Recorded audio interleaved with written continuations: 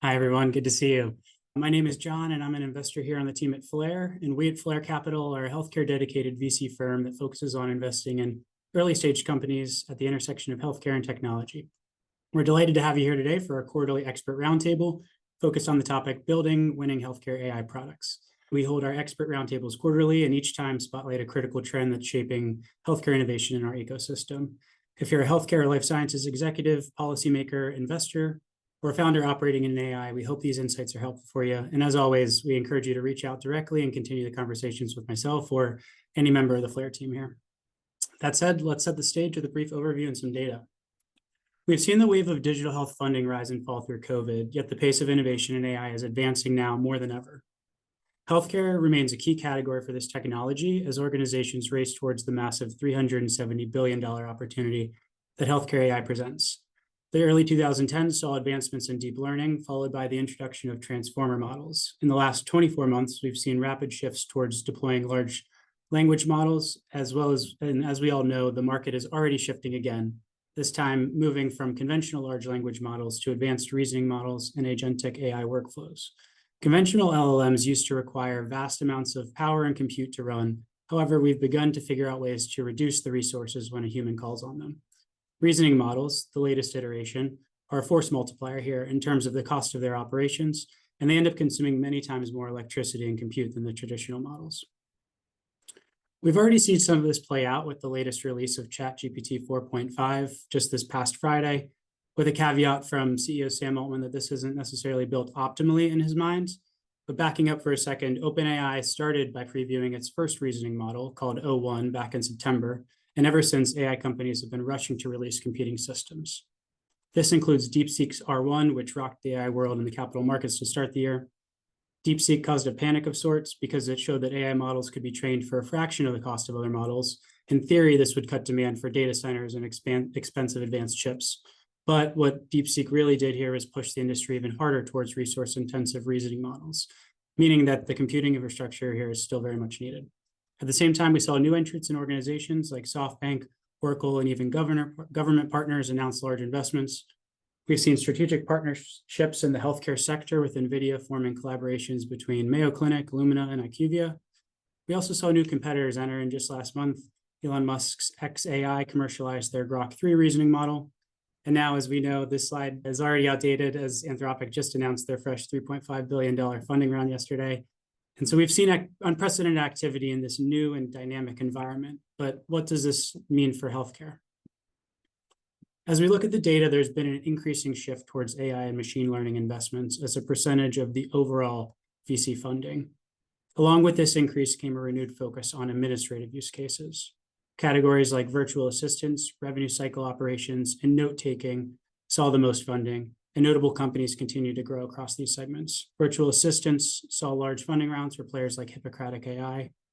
Revenue cycle continued to flourish. Smarter DX, a Flare portfolio company, raised a large round. The company is focusing on clinical documentation improvement for hospitals to help improve their revenue cycle function. Cohere Health, another Flare portfolio company, is focusing on AI-powered prior auths for payers and providers. And Suki and Abridge, growing as category leaders in ambient scribe technology to support documentation and billing.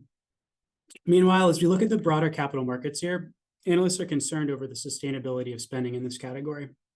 Key stocks like NVIDIA continue to trade below their 50-day moving averages, despite NVIDIA just beating Wall Street's expectations last week, as concerns from analysts grow around shrinking gross margin profiles. So as the market sentiment cools here, healthcare AI will need to face these realities and embrace the fact that there's increased scrutiny here on the fundamentals, demonstrable ROI and value creation, and maintaining a low-cost structure, along with an increased emphasis on driving overall towards profitability.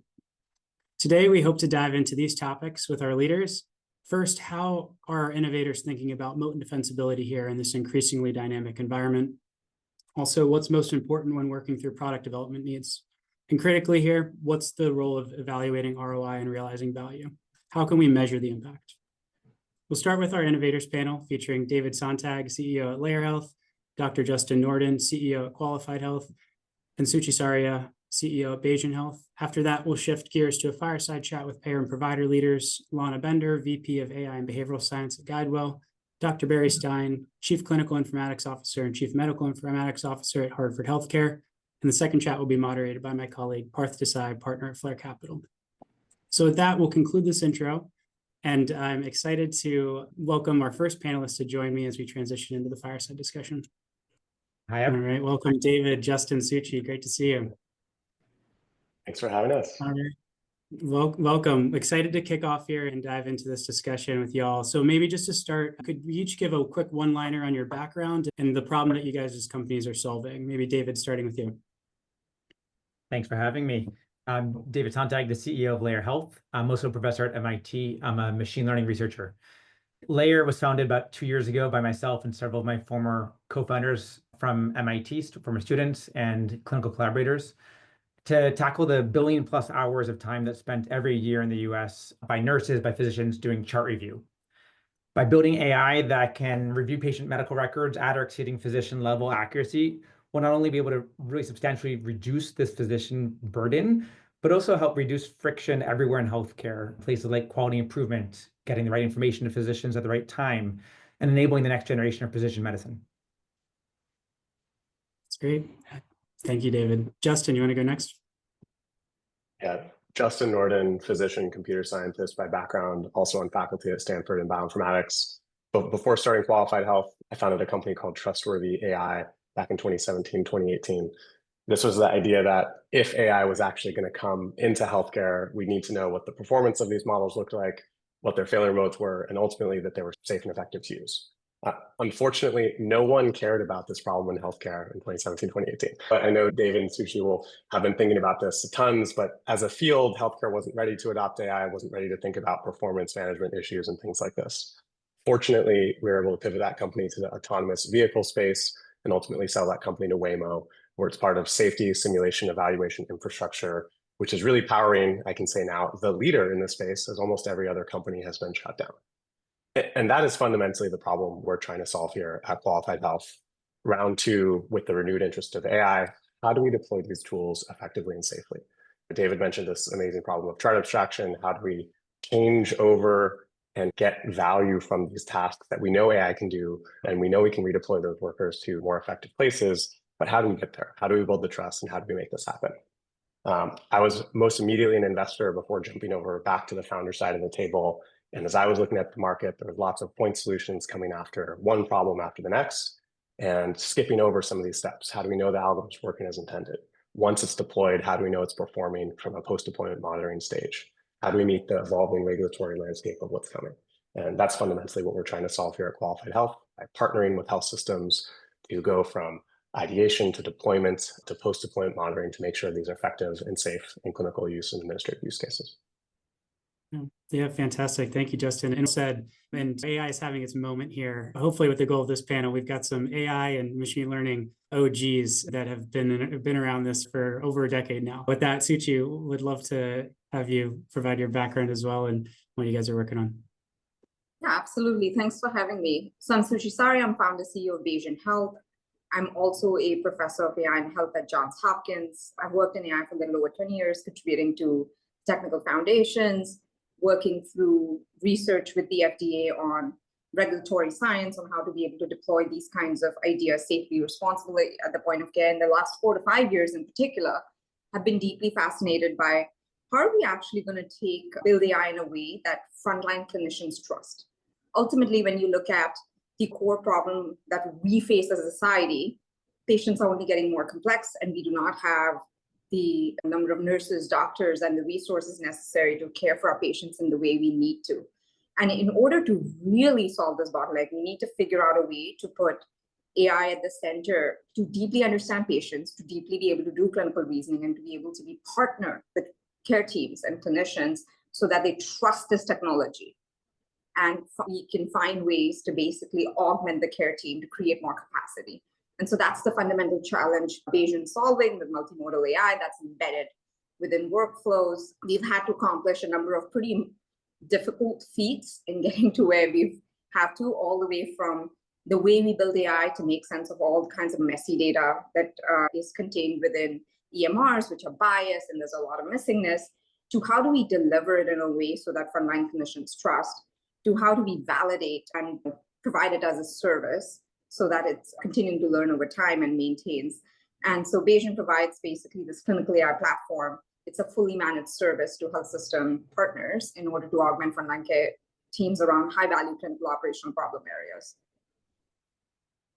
Wonderful. Thank you, Suchi. And yeah, maybe just to set the context for the audience as well, too. And it sounds like you guys are focusing primarily in some ways clinically and working with provider health systems, but also many applications that extend beyond just health systems and hospitals, life sciences, payers, and as we think about the entire administrative backend as well. So really interesting, and I think will lead to some good discussion here. So yeah, let's kick off and maybe start with kind of the first core topic. As we're looking at this market today, we've shown some data. We've seen that there's a huge influx, and we're all feeling it right now, of new advancements that are happening weekly, monthly, now almost daily. How do you all think about your moat here and differentiation in a world where so many new models and technologies are quickly and rapidly emerging? And maybe David, would love to start with you here. You're leveraging some of the more advanced forms of healthcare AI and generative AI products on the market today. How do you think about your moat here and staying ahead of the competition?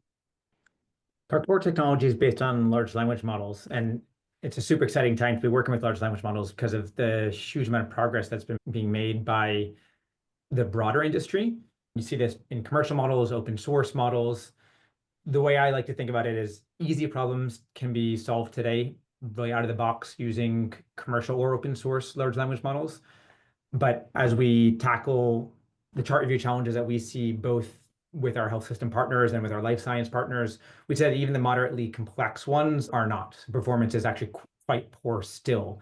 And really what it ends up being is one of a last mile problem. There are a number of challenges that have to be solved when working specifically for healthcare.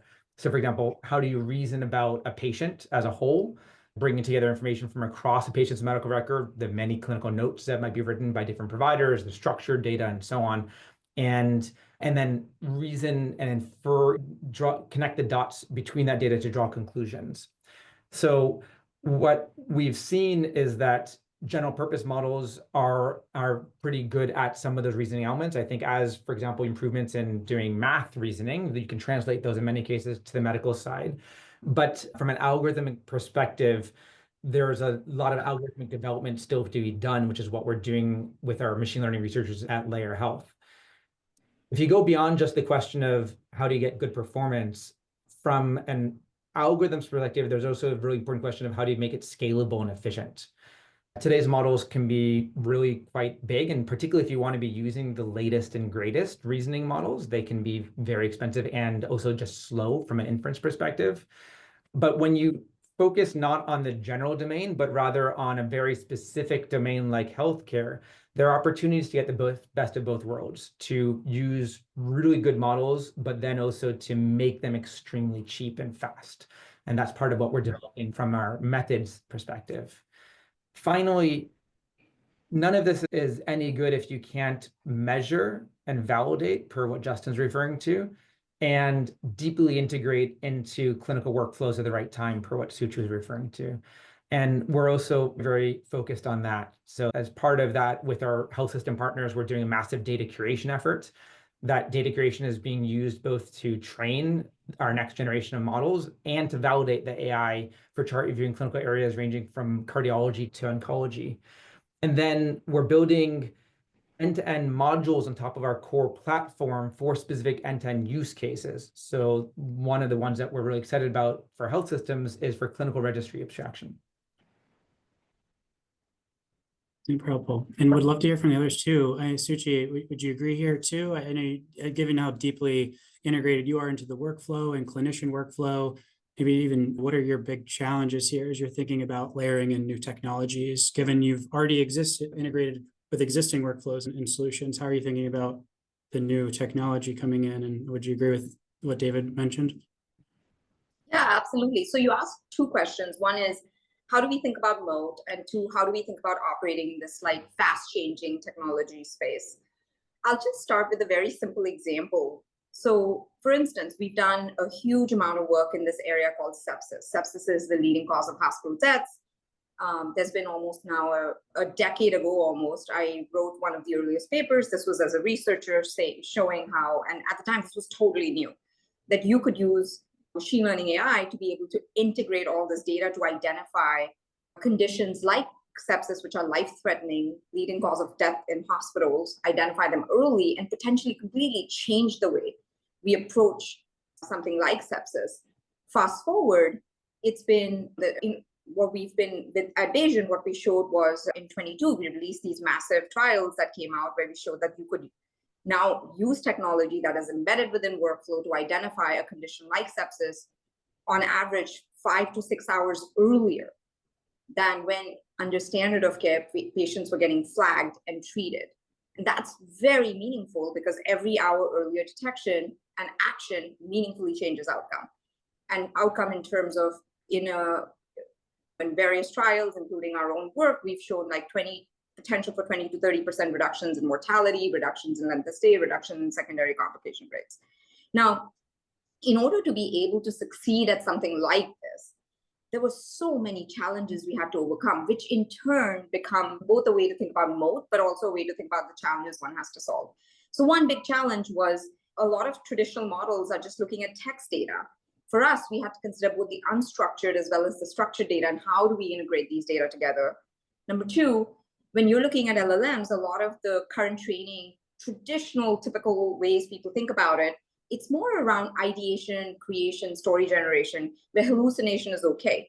The question is, can we use these kinds of technology as fundamental building blocks to now build technology where we're instead grounded in clinical reasoning? And we're doing this in a way where essentially you can't hallucinate, you have to be right, and you have to make sense. Otherwise, you're not going to drive trust with clinicians. The third thing we had to overcome was, historically, we've been very bad at driving clinician adoption. If you look at the literature, it's littered with ideas with 5 to 10% adoption. So for us, we've been advancing and championing this area called human-machine teaming. How do you build AI in a way that drives human-machine teaming? And I've done a fair amount of research in this that we translated in the context of Bayesian, where we showed in our studies and our trials, thousands of clinicians using our tools and showing upwards of 90% plus adoption that we now repeated through systems big and small.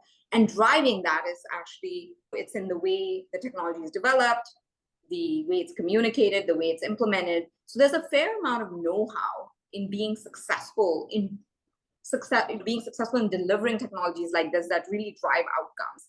I feel like a lot of what AI you're seeing, to me, like there's two common pitfalls in AI, like in companies I see today. One is like what I call like sleeve wrapper companies. They're just basically taking OpenAI interfaces and doing some lightweight application. I think the moat there is probably less easy to figure out. Do those companies easily get overrun? The second is a scenario where perhaps the problems they're solving are not as deep. But in our scenario, there's a lot of hard that needs to be gone through to succeed. And then finally, in doing the work we're doing, we're also creating and curating a lot of proprietary data. So there's deep workflows, there's data, there's the science of the underlying expansions of the approaches themselves and how they're implemented in order to drive success. Yeah, Justin, did you want to? Love the comments, and deep clinical integrations is certainly going to be an important factor. Actually solving the problems end to end is going to be an important factor. But maybe just to take an interesting person, like where is there not going to be a moat, right? There's not going to be a moat. And as you were talking about on algorithm improvements over time in these models, right? These models are getting better and better. And so how we aren't building is on the state of one model to show performance at one time. When you know the models are changing every few weeks or every few months in the background, we have to be building technology to take advantage of those changes, show that the change from one to the next was improved, and then be able to implement it quickly. And this is a framework a little bit from the faster we can test and evaluate a new change, the faster we can turn that into deployment. And that's the thesis around qualified health, which is we are building for a world knowing these models are changing all the time. So when we partner with health systems, rather than saying, oh my gosh, we just have to go with the Microsoft family of models through OpenAI, we just have to go with Claude and Anthropic, we just have to go with Google and Gemini, we should be having access to all of these models for health systems to build quickly, knowing that these models are going to change. In healthcare, though, as Sushi called out, we have to know the models are performing. We have to know they're not hallucinating. And so when we think about building technology and why we talk about infrastructure, we talk about constraining these large language models to actually use them for repeatable, high quality, consistent workflows. So what does that mean? The more large language models you use, the more randomness you introduce to a system, the more potential for hallucinations, which, as this panel mentioned, could be incredibly costly. And so when we think about constraining and building infrastructure to test that these models are working, to constrain the outputs through tools and other uses to make sure we actually have deterministic outputs with these tools, now we can move faster and faster through iterating on new problems. And is there a model on any one particular, a moat, sorry, on any one particular algorithm? No. Is there any moat on one particular use case? I don't think so either, as these models are improving and changing. And what used to be complicated a year ago, a year forward as these models improve, actually may not be that hard.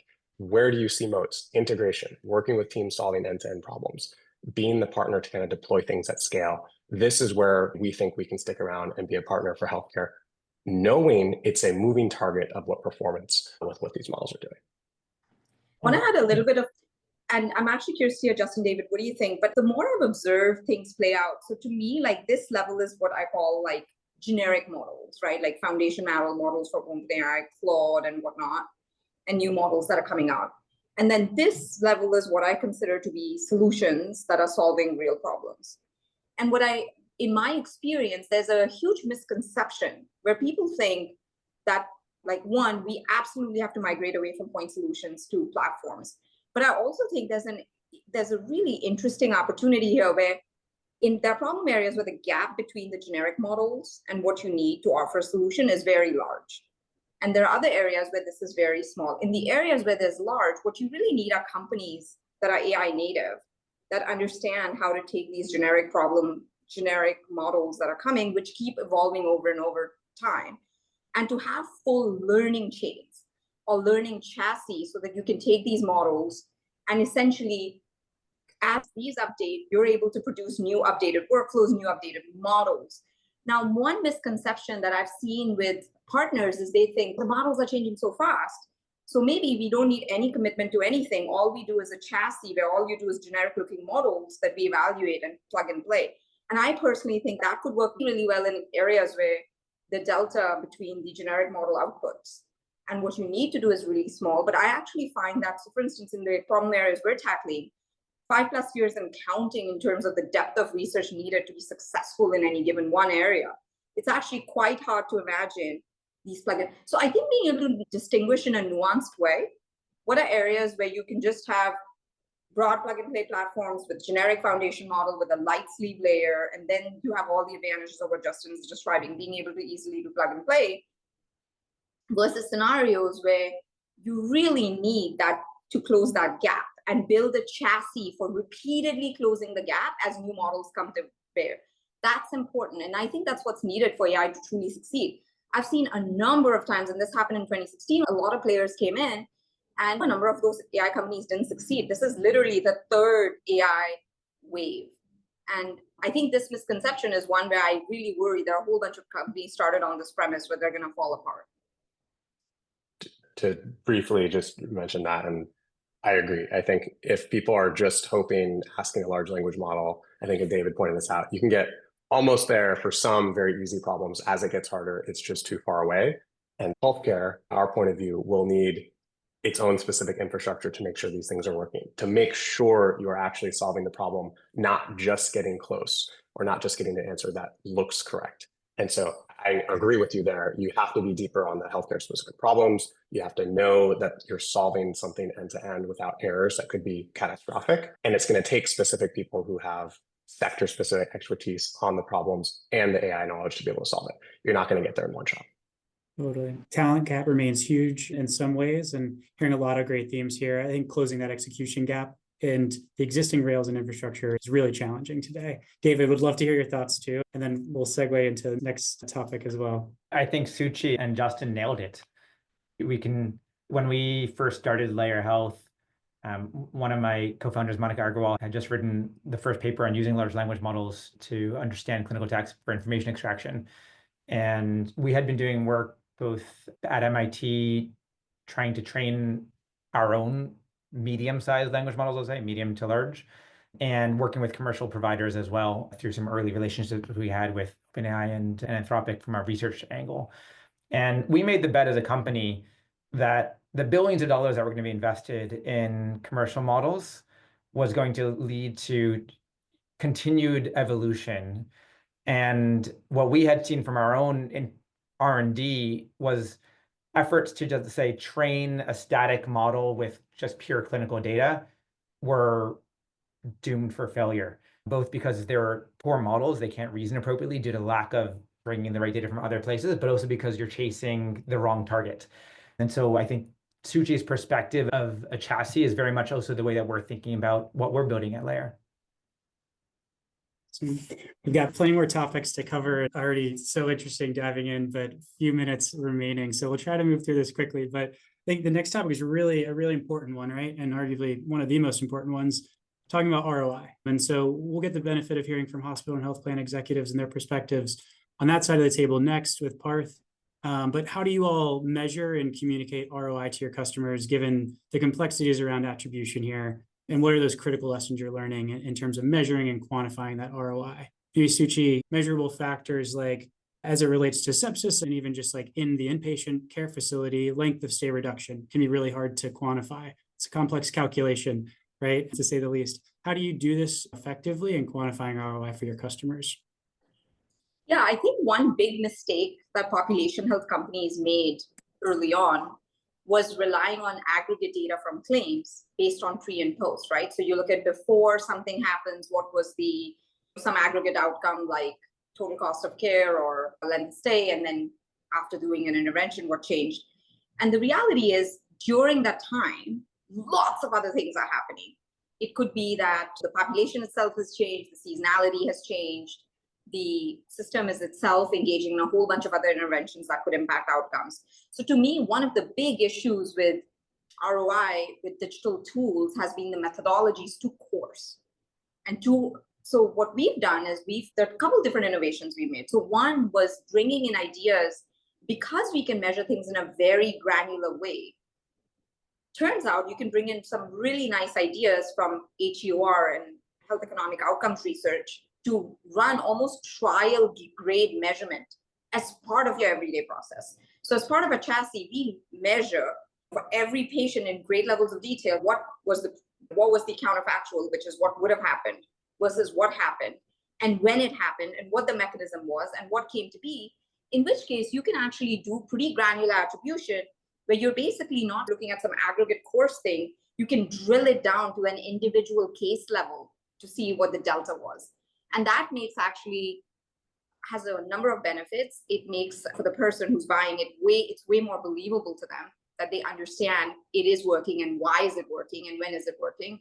And then for us, what's really compelling is ultimately my DNA as a founder is still one of a scientist. And I really feel very uncomfortable in industry how we often form companies that feel a little bit like a house of cards. It's like you start a deck, then you start marketing, and then you start sales, and then you start blowing up more sales. And it's sometimes hard to know if anything is really working or not working or what is. And we know of many companies that have done this where they had a pitch and they scaled and then turns out it didn't bear out over time. So the second benefit it really has for Bayesian is we love understanding what is and isn't working so that we can bring that learning-based mindset to the work we do every day. So we're constantly identifying the gaps and doubling down. And that was really crucial in our ability to be able to get the kinds of results we saw with 90% plus physician adoption across many different complex settings, which is very hard to get. Yeah, and the best companies are like thinking and building and measuring about with the future state in mind from the very beginning. But are your customers seeing it that way? And are there challenges inherently in how the customers are thinking about that too? It's a work in process. But yeah, David, Justin, would you guys add anything here? Anything to add? Happy to jump in first. So our first module, as I mentioned, is using our platform for chart review for clinical registries. There's about anywhere from $1.5 to $2 billion of spend per year in the US on doing clinical registry abstraction.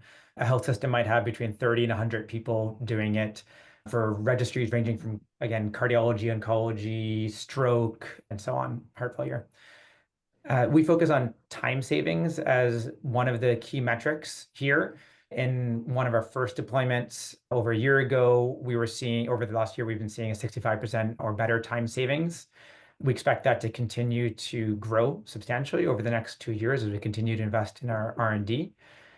Time savings is one metric for ROI, but also the big challenge in this space is that the data is often abstracted much too late. It serves the regulatory or reimbursement purpose, but is not actually useful for improving clinical care. So timeliness is another metric that is really important to us. So can you get the data timely enough to actually improve quality? So to drive the quality improvement efforts that the data was originally intended to be created for. And then finally, if you think zoom out a level, as we think about the other use cases of Layer in the future of our platform, adoption is a key component there. Suchi mentioned some of the adoption numbers from Bayesian Health. I think that's critical. It's one of the big questions is really how do you build that right human AI collaboration, and something that we're really excited about as well at Layer. Yeah. Just to add a final point, I agree with everything that's been said. I think one of the ways we approach this with our partners is exactly what is the ROI we're going to get as we look to deploy a new AI use case. It is a revenue generating use case, whether that's throughput, increase of patients, finding high value opportunities within a system. Is this an efficiency cost savings play? As David was just talking about on trial abstraction, is this redeployment of labor, putting this somewhere else? Is it not a direct financial ROI? Is it a clinical quality improvement? Is this an improvement in care, improvement in satisfaction, something that can't be measured there? Being explicit upfront with these use cases with your partner, I think often gets skipped. And I think that's such an important step to be able to communicate that. And then to Suchi's point, being able to measure it, making sure you're capturing every interaction so you can say, hey, this metric changed, but no one used the platform, no one used the product, you shouldn't get credit for that. And so starting very explicitly upfront with what is the exact type of ROI we're shooting for when we're going ahead and building or deploying an AI use case, and then exactly what are the measurements we're going to have, and doing that upfront. I think Suchi mentioned, as a scientist and all those scientists here, what is our hypothesis for the ROI that's coming? What do we think is going to happen? And then doing that, not just doing an action and then trying to take credit for something without making that prediction. And so how can you just be explicit upfront with your partners? And it just creates for a much more open and collaborative conversation, because the last thing you want is someone at the end saying, hey, look, we did such a good job as a startup, on your health system partners on the other side saying, no, that was from something else, and you're getting in some fight around that. And so how can you just be explicit upfront? What is the ROI that you're trying to capture? How are you going to measure it as a team? And then you can kind of move on from there.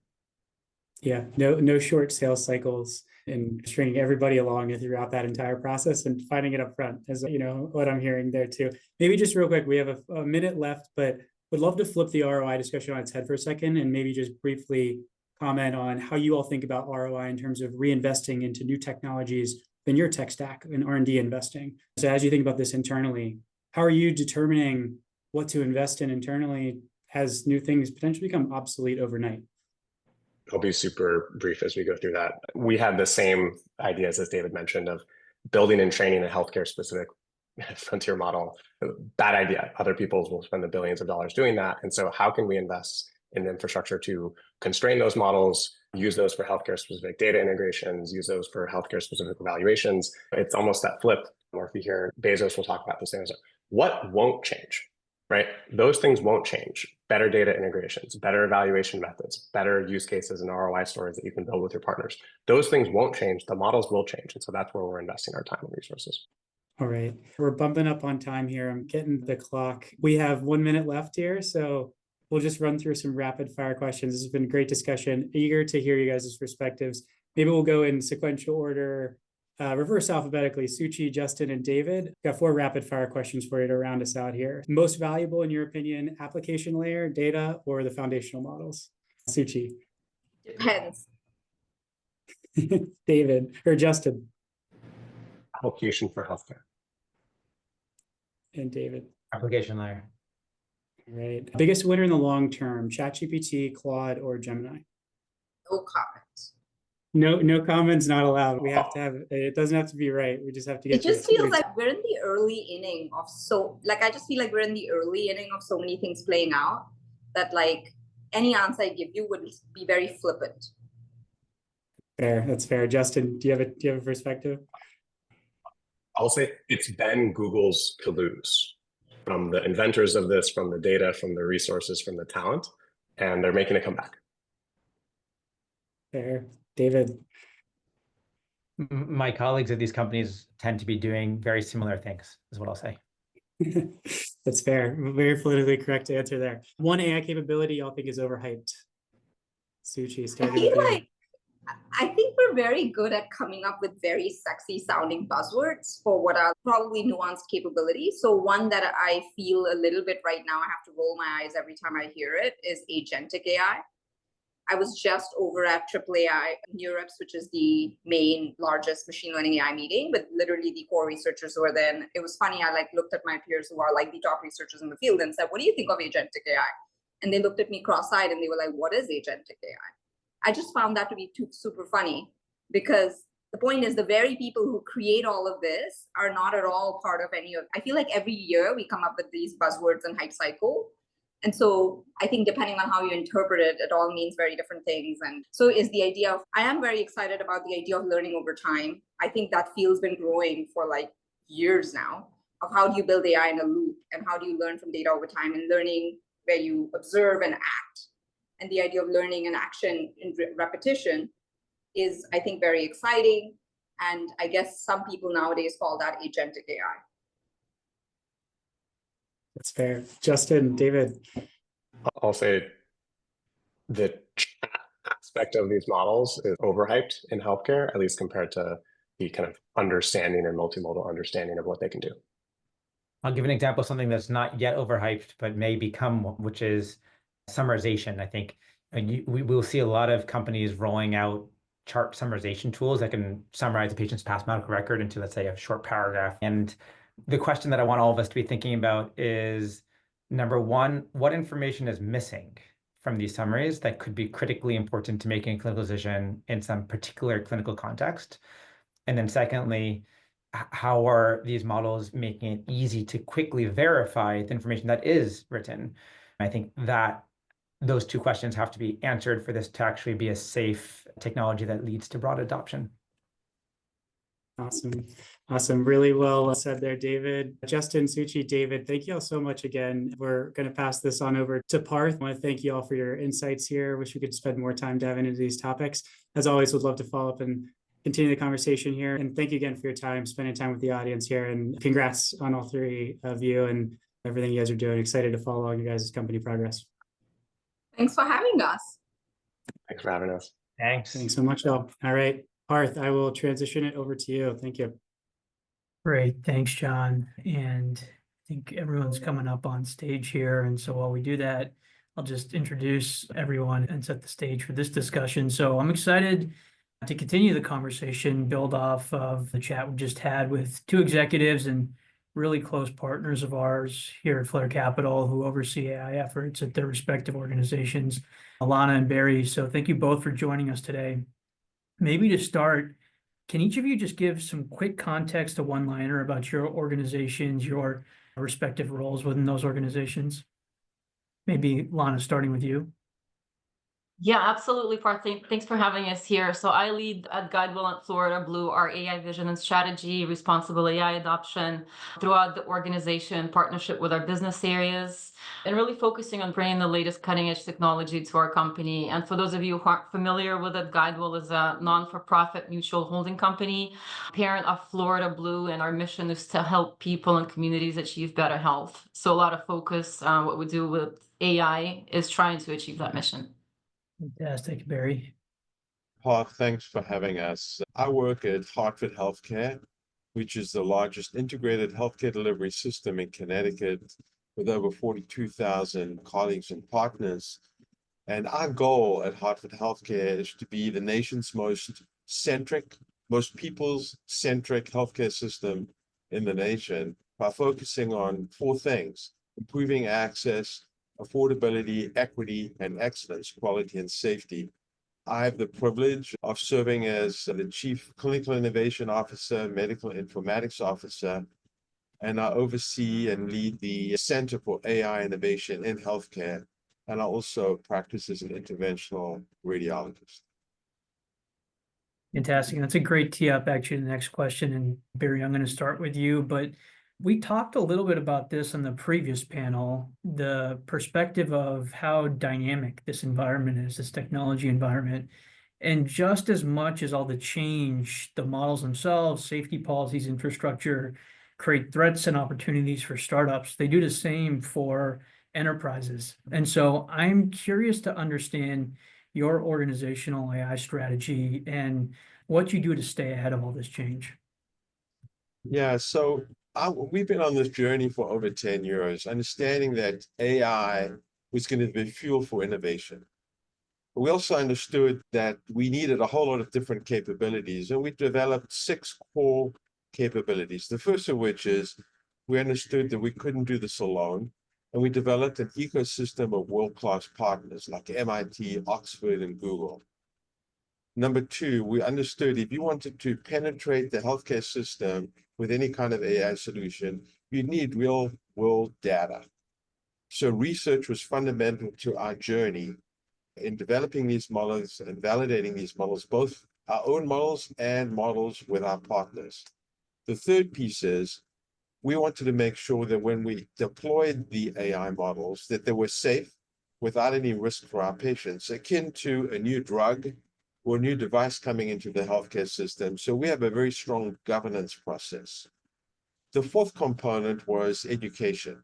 If we weren't going to be educating our clinical colleagues, 42,000 plus of them, we could have the greatest technology, but if no one knows how to use it or understands it, it's never going to be used. The fifth component was really understanding, okay, you have all of those capabilities, but now you've got to integrate it into workflow. And you've got to do that in a disciplined, scalable, sustainable way. And then the last foundational capability was having a data lab that allows you to liquidate the lab data, liberate the data in a very HIPAA compliant way to develop the models efficiently, and then to integrate them back into the electronic health record. And those capabilities, we feel, position us to unlock the full potential of AI for our patients in our healthcare system, but in a safe way, in a bench to bedside manner. Really interesting. And Lana, maybe same question for you. Given obviously GuideWell's many assets, I'm curious, similar answer, different perspective? Actually, very much in line. I think in line with what just said, our core belief is also that everybody deserves access to quality care and affordable care, and those are key priorities for us. So what does that mean for us? It means somehow figuring out a way to innovate fast, but also do it in a smart way, right? So managing those risks. So the first thing we did, and we have been also leveraging AI for years, right? AI is a whole evolution, as we heard before. But we instituted a responsible AI governance framework that demonstrates our commitment to this responsible innovation AI adoptions. Part of that governance process is also engaging our academic partners. So we work with CMU, with University of Maryland, with USF. Some are regarding developments within the government space. Some are around thought leadership in the tech space. Some are around really figuring out how do we bring the right talent internally, right? So all of those serve different purposes.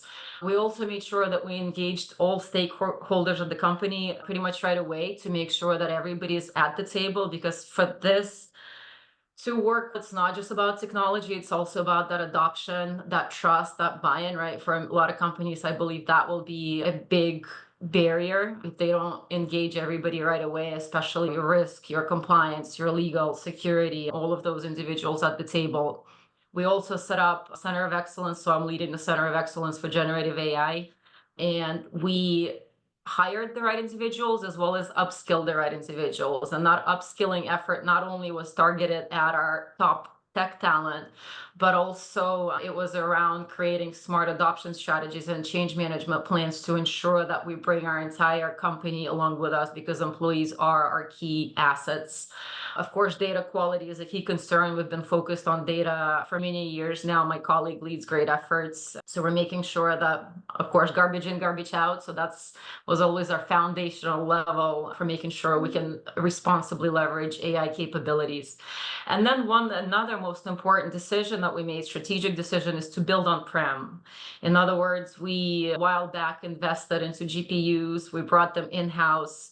And now we're able to deploy on-prem, leverage open source models that we bring in-house, and we can customize solutions safely and use our data safely. And again, the rationale for this approach allows us to comply with the regulatory environment, keeps our data safe and secure, which is key #1 priority for us. And having that proprietary knowledge that we can integrate with the models and augment the models is our key advantage.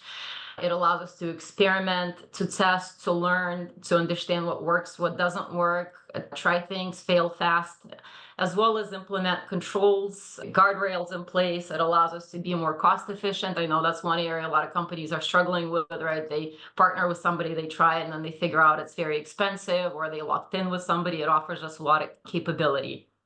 So again, super excited with the strategy that we took, and what we've heard from a previous panel, the application layer, it just allows us to be much more flexible in terms of what we can do and what we can create.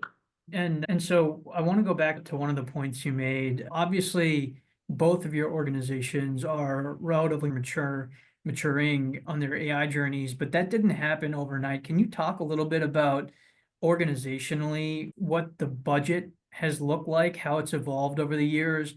How, if at all, does it tie to the ROI you're seeing from these initiatives and investments? Lana, I'll pose this question to you, and then I want to ask Barry Yeah. this question. Yeah, absolutely. Excellent question. Again, at the beginning, it was especially healthcare company. We're usually very risk averse, but like I said before, we consider ourselves innovators in this space, but you have to be smart about taking risk. So we did make those initial investments to build the infrastructure. We also made investments to make sure that we don't just use the foundational model, but we have advanced infra capabilities. In other words, we were intentional about not just creating quick solutions was the easiest path, but truly being intentional about all the guardrails. How do we address hallucinations? How do we ensure our data is integrated and we get high quality output, right? How do we do all the evaluate the models and what we plug in the back end and what solutions we create? So there was a lot of support to start with from our senior leadership, but for the company to come along, I think a lot of companies shouldn't underestimate the change management piece, right? Because again, we got to a point in the last few years where we understand it's a responsibility for all of us. So all our business leaders are part of this journey now. All of us have made commitments through our company CPIs that we are accountable for it. And we are truly believing that this is the technology that can help us address things like affordability, physician burnout, access to care, quality care. Again, so we're just making sure that whatever we deploy or implement aligns directly to companies' objectives. And that's how we do pretty much cost benefit analysis to make sure that what we're trying to hit aligns with our investments. And that allows us to prioritize key initiatives, because again, even we've seen AI being put on even toothbrush boxes, right? So for us, it's not just about do we have AI or not? Is it solving the right problem? And I think that was part of the discussion in the first panel as well, right? Really identify what that problem is, and then you can connect the ROI. And we actually do have a very sound framework for measuring ROI now, and we're very intentional from self-reporting to more quantitative measures to A/B testing, and really thinking about what do we need to bring in-house, what offers the most opportunity for us to transform as a company, and how that would look like if we go for X or Y as a solution. So we're making very strategic decisions at leadership level and making sure that the whole company understands it. We're being transparent as we communicate everything and work with all of our partners. No, fantastic. And Barry, same question for you. Curious also to get your take on physicians and change management and how that feeds into how you think about ROI and adoption. Yeah, I just want to say, I'm going to echo almost everything that Lana just mentioned, just beautifully said. I want to add a few additional amplifiers to that. The first of which is, as a clinician, we've got to be very cognizant of the technology overload that we unintentionally placing on our physicians, nurses, allied healthcare workers with the technology. These point solutions all over the place, and unintentionally making their work much more difficult. So part of our process is the following. The first of which is, cannot agree with you more. It has to be about the problem you're trying to solve, not the technology you're bringing in. So what we do is try and surface the problems that are getting in the way of joyful workflow, safe workflow. How can we use technology smartly to do that? Once we have the problem, the clinician leaders of those domains then advocate for a technology. And what happens is that our executives sign off that this is a priority that aligns with our strategic imperatives. And if we adopt that technology, we make sure that the clinician champion or the operational champion has the responsibility to monitor outcome, whatever that may be. In other words, I come up with a problem. What's the metric to determine if I'm going to solve that problem? Now you own that problem to solve as well as the metric to monitor. So it becomes something that the business unit owns, monitors, and adjusts for, and champions in our organization. And then just lastly, in terms of change management, the way we went about this was the following. We started with education. Right 10 years ago, 8, 9 years ago, had multiple courses about this is what AI is, this is what it's not, this is what it may do one day. These are some of the applications. And we did that not just with the clinical folks, but the operational folks together. And we developed a collective wisdom in the organization around what this is. And whenever we employ and deploy AI, we make sure that it's the champions, both operational and clinical, that are familiar and to be ambassadors for their colleagues to cascade this across the organization. Almost like let's go to snowball intentionally. It can't just be a haphazard snowball, but intentional planning. How are you going to implement? How are you going to cascade safely? Super helpful. And gosh, I have so many more questions for you all, but in the interest of time, what I want to do is actually ask you a few of these questions in kind of a rapid fire format so we can get to as many of them as possible. So maybe in a couple words, the most topical area for you right now as it pertains to a need within the organization that can be solved with AI. Maybe Barry, question to you, and then Lana, same question to you. I think there's a massive need to take the work out of the workflow. And in our organization, it's all about deploying ambient AI in a way that it can do just that. Bring the patient and the clinician closer together without the technology burden. Absolutely. I definitely agree with Barry. In the short run, efficiency, operational efficiency is our key priority for this year. And in parallel, of course, we're thinking about more effective solutions that we can, ad hoc solutions that we can create. But to your point, we created our own Guidewell chat. So it's a chat GPT-like capability. All of our employees are using it. We're already seeing excellent ideas coming through, time safe being reported. So we're tracking all of it. We're seeing it on the provider space. Ambient listening is something that we launched. Clinical drafts of email generation, something that we'll launch. So a lot of the capabilities that have human oversight and reducing a lot of admin, whether it's employees or providers or anything that we do internally, those are definitely key priorities. Low-hanging fruit. Super helpful. And real quick, the inverse of that question, where would you have expected to see ROI where you haven't seen it yet? Lana, quickly to you, and then same Put question. an ROI target before I deploy anything. So that's what I think I recommend.